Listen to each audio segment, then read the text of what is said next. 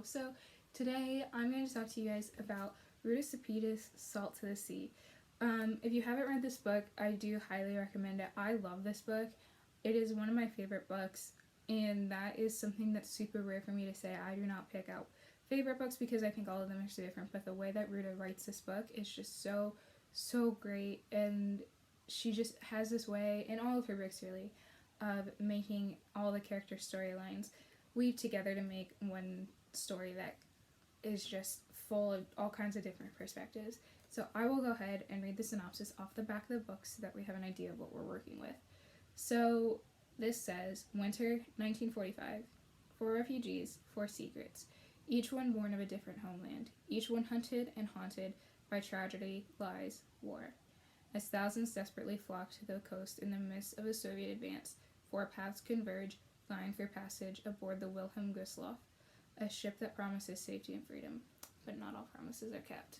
So I have read this book before. This was not my first time reading this book, so I'm coming at this with the point of view of these are the things that I really want to talk about with somebody.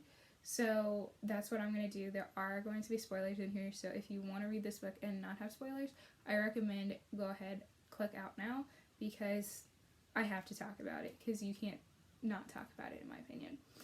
So I'm going to give you guys a little bit of backstory before we get into it. So this book is taking place in like January 1945 in Eastern German territory at the time.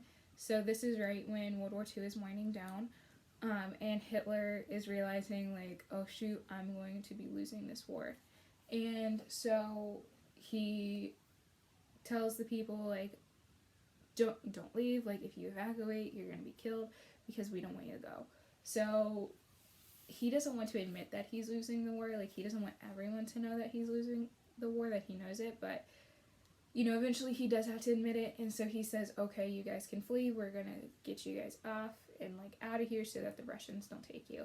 So the Russians are moving in on the Eastern Front, and people are being killed, and it's just not a good situation. So these characters are all running for their lives. They're all trying to get or like passage on a ship, and literally any ship that they can, and they all end up getting on the Gustloff. So since this is historical fiction, I don't think that this is a spoiler because you can go and look it up and you're gonna know what happens. The Gustloff was the largest maritime disaster in history. About 10,000 people were on board, 9,000 people were killed, and 5,000 of those people that died were children. And it's just crazy to me that like we know about Titanic, and like so many people are like, this was a horrible loss of life, and like it could have been prevented and all that, and it could have, but so could the Gustloff, and that in my opinion is a lot worse. But we're gonna get into my opinions about the history and why we don't know about it later. So right now we're gonna get into the 4 main characters. So there's Joanna, I don't know if I'm saying that right, but that's how I say her name, Joanna, Florian, Amelia, and Alfred. So Joanna and Florian, I have a hard time like kind of keeping their storylines separate, because as we know, by the end of the story, they end up getting married after all of this and moving to America. They have a family, and so it's just hard for me to like, I understand that they're separate storylines and they are separate people, but like they're so entwined with each other, like it's just hard to separate them. The romance between them in this book is not like all consuming. Like you're not thinking like, oh my gosh, like what's gonna happen, like it's not like that. It's just like something that I think kind of organically happens. Like it's not something that really seems forced. So Joanna is she's a nurse. Apparently she was featured in Ruta's other book, Between Shades of Grey. I haven't read that in a long time, so like sure, but she's leaving her homeland to try to find her mother, and she is traveling with this group that consists of Eva, who is a very large woman who is just not the nicest, the shoe poet, who is so sweet and just a grandpa that we all need. He is a shoemaker who is just like, you know what, your shoes tell your story, so that is why there are shoes on the cover, because the shoes do tell the story. And there's a little wandering boy who comes out of the woods, and he's like my grandma didn't wake up. And they're like, okay, you can come with us. And then there's Ingrid. And Ingrid is blind, but she and Joanna are like best friends, and it's just so nice to see their friendship kind of grow, and it's so heartbreaking when their friendship ends. Florian ends up finding their group by accident. He has shrapnel in his side, and he is very sick. He has an infection and a fever, and he comes in, and he has this whole story about how he's a thief because he stole the Amber Swan from the Amber Room that the Nazis stole from Russia, which at the time is the Soviet Union. So the Amber Swan was like the centerpiece of the Amber Room, and the Amber Room was basically eighth wonder of the world. It was a room completely made of amber, beautiful, gorgeous. The Nazis wanted it, so of course they took it. So they took it, hid it somewhere. In this book, Florian knows where it is, and he makes a map and a key and hides it in the heel of his boot. And so it's him and two other people in the world that know where this is. By the end of the book, it's just him, and he ends up losing the map. So he's taking that to get revenge against Hitler, because they are taking all of the artwork to be greedy and not because they want to preserve any kind of art. So Florian loves art, and he loves what he does. He's really good at restoring things and really good at making forgeries and like telling which is a forgery or not. So he loves what he does, and so he's trying to get this Amber Swan out of Germany so that he can get back at Hitler in this like not minor rebellion, but kind of minor, which I love. I think that's just so cool. I love minor rebellions in any story. But he comes along with Joanna to Joanna's group with this girl named Amelia, and she is a Polish orphan. She is coming from Poland, and she's coming with a lot of baggage, like everyone does, but her baggage is that she was at this farm that her father sent her to stay safe during the war, and unfortunately she was not safe. The family there ends up, like, Soviet soldiers come in and they're like, we want your daughter, and the mother of the family is like, oh no, like, look at this girl, like, she's so much better. So they drag her off to a cellar, and they presumably take turns raping her. It's not gone into detail, it's just you insinuate what happens. She is pregnant at the time that Florian meets her. She's 8 months pregnant, and she's 15. I don't know if I mentioned that, but she is 15 years old. And so Florian meets her when a Soviet soldier is standing over her about to rape her again. And so she's like she obviously can't handle it. She just shuts down, and Florian kills him. So she attaches to Florian because she's like, this guy is good. He's the one person that like saved that has saved me. He's the only guy that saved me. So I love their relationship. Florian's like, you are annoying, I don't like you. And she's like, she doesn't understand him because she doesn't speak German super well. And she's just like, no, I have to protect you because you protected me. Like, the sentiment is great, but like, she's a little tiny girl. So I think it's super funny that she's like, no, I have to save you. Like, I have to protect you. It's only what's right. And so they meet up and they all join Joanna's group. And they all end up getting passage on the Gustav thanks to Joanna because she is a nurse and they need a nurse on there. While they are on the Gustav, Amelia gives birth, and she has a little baby girl who she just doesn't like. And then Florian convinces her, she is Poland. She is all Poland because she is you. And she immediately attaches to that and ends up wanting her and fighting for her even until the end when she is dying. She envisions a happy life with her daughter, which is just heartbreaking. The last character is someone that I detest with my whole heart and soul, is Alfred. Alfred is the worst. I try really hard to appreciate characters that are not the same as me, and no one could be more different from me than Alfred. Alfred is like a bona fide Hitler supporter. He believes in the Third Reich. He believes that, Germans are better. He believes that Jews are not, they're bad. And you know, he like wants to be in Hitler Youth, but he has asthma, so he can't.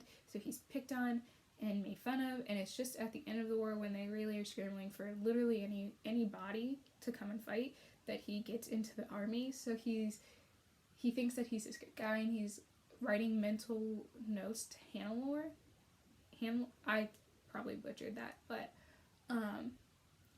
I didn't. The first time I was reading this book, I didn't understand like why he was writing mental notes and not like actually writing notes, because if you love her, then why don't you just do that? But he actually is like writing like, oh, I'm gonna get these medals and I'm so brave, and in reality he's cleaning toilets and getting life vests, and that's literally it. And so reading this through the second time, I actually caught a detail that was like super chilling. And at one point he's explaining to Hannelore like, oh, we have these numbers so that way if we're killed then they can identify us by our numbers. And then at the end he's like, I wonder if Hannelore has a number now, which the first time through I was like, whatever, he's weird, like women can't serve in the army. But then at the end of the book you find out that he turned her family in because her father was a Jew, and she proclaimed to be a Jew, and she was super proud of it, and he did not like that. And so it's really chilling because like he knows that she's probably in a concentration camp, and it's like they both have numbers to be identified with, and it's just so chilling. And just he's literally the worst, and like, ugh, I just don't like him. He is the worst kind of person, and he's literally the worst. And yeah, I mean, if you read this book, you're gonna be able to see that Alfred is the absolute worst. So now I'm gonna talk about like why I think that this hasn't been talked about. So I read some interviews with Ruta did at the end of this book, and this question is asked, why do we not know about this? And we know about the Titanic in Lithuania. And so the guy that Ruta's interviewing basically says, you know, Germany was like, we are at fault for this war, we don't want to seem like the victims. And Soviet Union was like, well, we don't want to seem like the victims, like the perpetrators, sorry.